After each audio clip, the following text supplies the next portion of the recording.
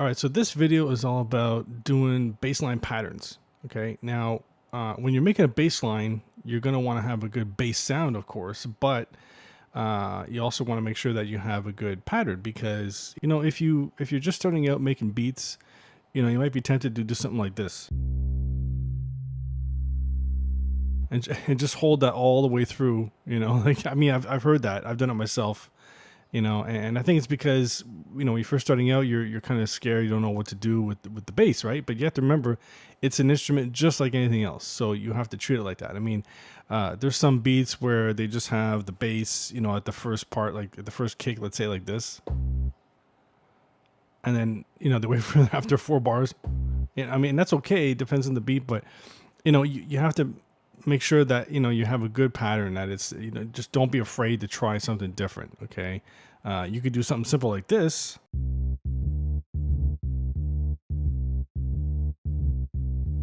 I mean, that's okay, whatever.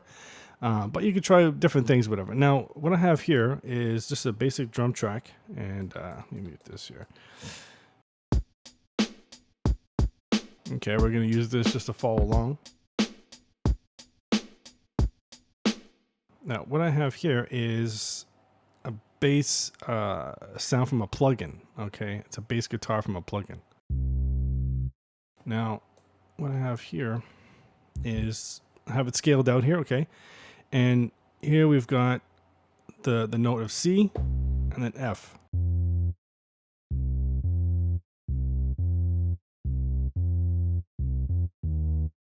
You know what I mean? So you have to play with it like that in order to get a nice little bass line going and stuff. What I have here is something I put together so you could take a listen.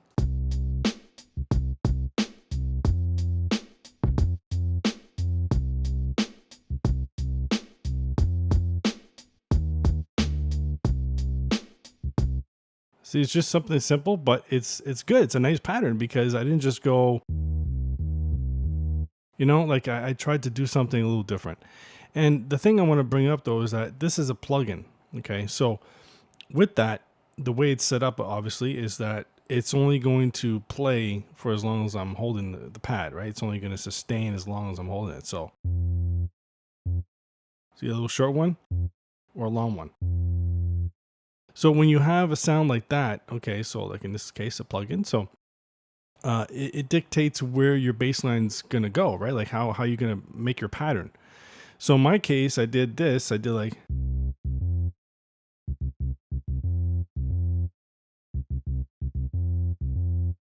so I could trigger it quickly, and then go into the higher note.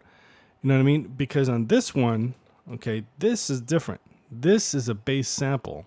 Okay, it's a sample that I picked up, and if you listen to this,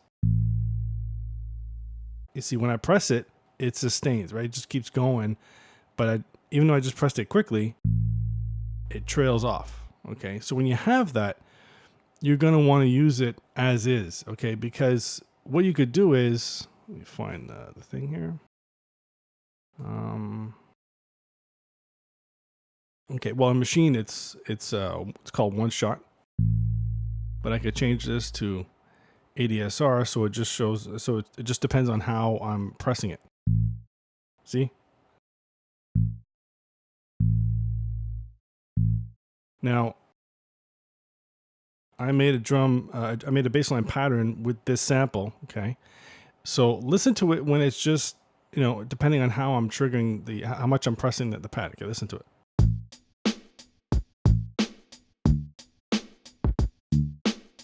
You see how cheesy that is?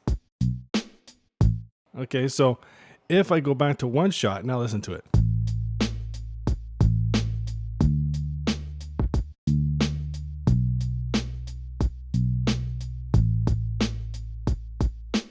Isn't that much better? Because this is a sample.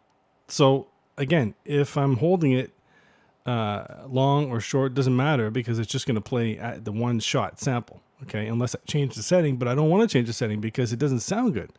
It's just doop, doop, doop, That's cheesy. Okay, I mean, I guess it could be useful in some cases for a bass line, but in this case, no, it's better to have it like that. Okay, so when I compare the two, you have this one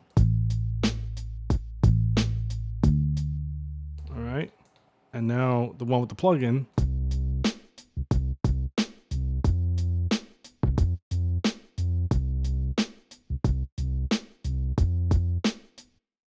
All right, so I like both, okay? It's just the point I'm trying to make is that you have one right here, group B, it's a plugin, and then C, it's a sample. So you have to treat it differently when you're making a pattern, okay? It depends on what kind of bass guitar you have, what kind of bass sample or whatever. If it's a plugin, you know, you could pretty much do whatever because, you know, again, you're triggering it.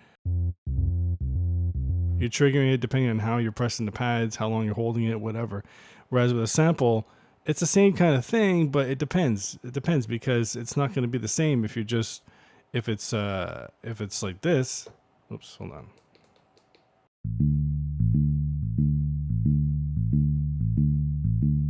It's still trailing off each time. Whereas with the plugin one, it's depending on how much you're pressing it. Okay. So the other thing is I've got on this pad here, okay, this one is a sub bass. All right, so the sub bass, listen to the sub bass here.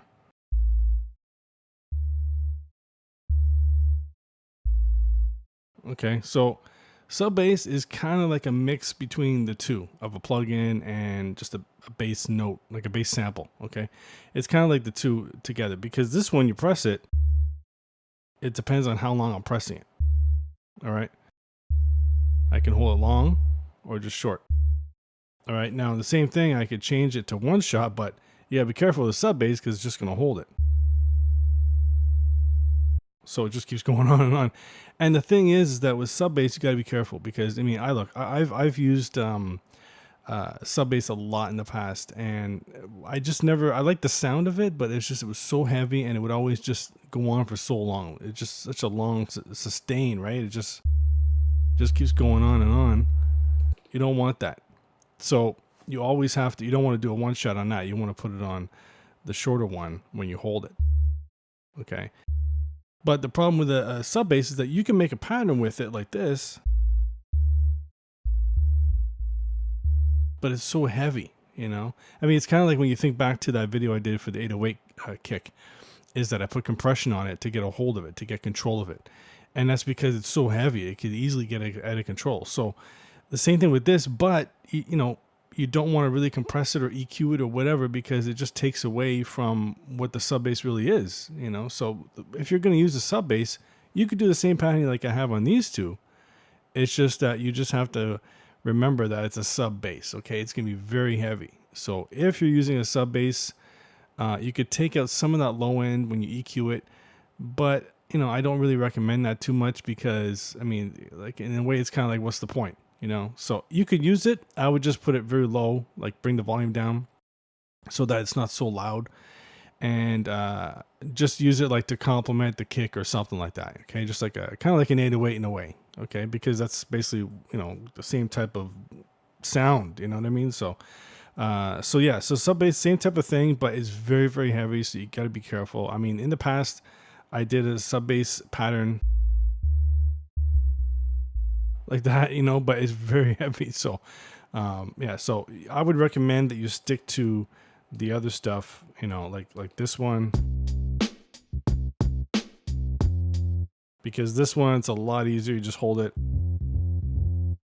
All right, so stick to that or the sample. Okay, I wouldn't recommend the sub bass so much. Now, as far as the patterns, if you look here, okay, what I have here is I'm keeping it busy here. Okay, it's busy, but it's simple. So I've got my C note here. See right here, I love doing this because it's like you're having fun with it, right? You're just playing around with the keys. You know, it's like doom. You know what I mean? So it's a lot better than I'll mute the drums here.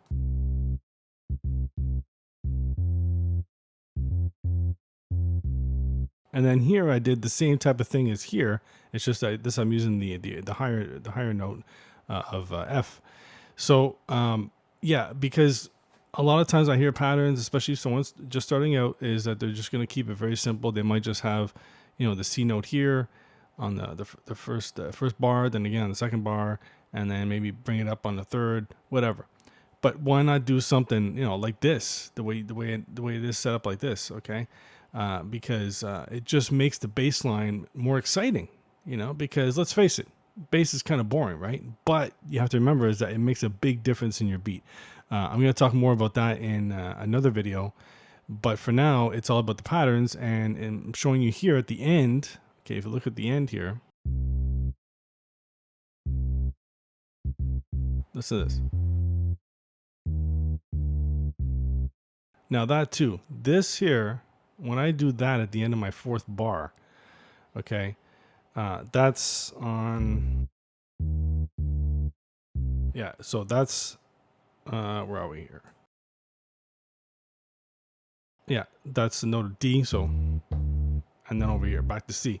Now the thing is that I like to do this because it's like it's ending my loop and I'm coming back around again. It's like I'm just bringing it back around and I'm coming right back here and starting over again. Okay, so I like to do these little short notes because it makes the beat bouncy, I would say. It makes the bass line bouncy. And then here it ends it off, and then you're starting over again. So you could do it different ways, whatever. But the point is that play with the pads, okay? Play with the keys or whatever it is you're using. Play with them and come up with something different. Don't just do a basic bass pattern, okay? Because you could. That's fine, but I recommend you do something like this because it just brings out the bass line a little more, and makes it a little more exciting, okay?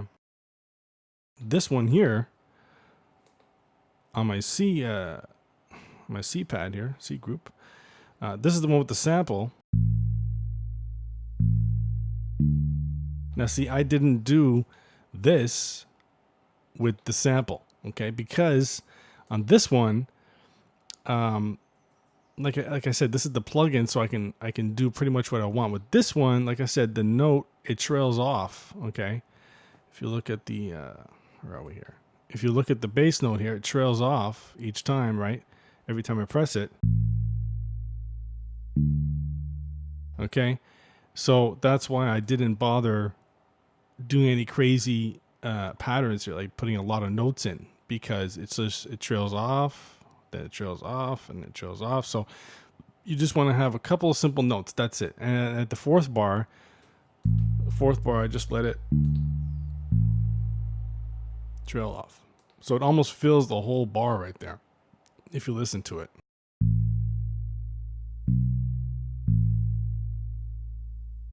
Yeah, it almost fills up the whole bar. So, but when you look at the note, you see how long it is. Okay, so it's totally different than a plugin.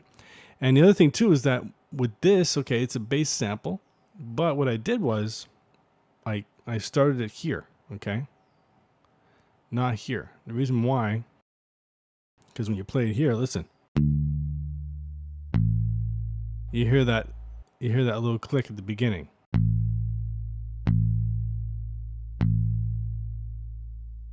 You hear it come in, and I don't want that. I don't want to hear this click every time the bass note is played. If you listen to it now, the pattern,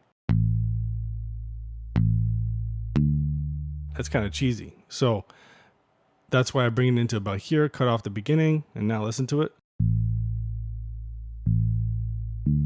Now it just sounds smoother, right? Now it's just like this nice bass note, nice and smooth, and and it looks nice and clean too. But either way, just keep the pattern simple because it's a bass sample. This one, the plugin, you could do what you want with it, and this one, this is the sub bass, and as you can see, actually, I should have brought that up before, is that it's just this one long tone right here. Okay, so this goes on and on.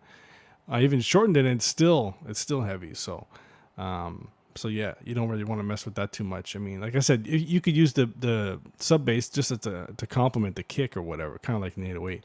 But for this one, yeah, the sample, keep it simple. The plugin, get crazy with it and get creative. All right, so that's it. So when you're trying to make a bass line, get creative with it.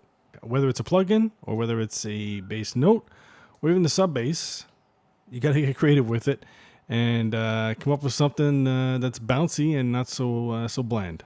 All right, so don't forget to subscribe, click on like, and spread the word. All right, so make some beats.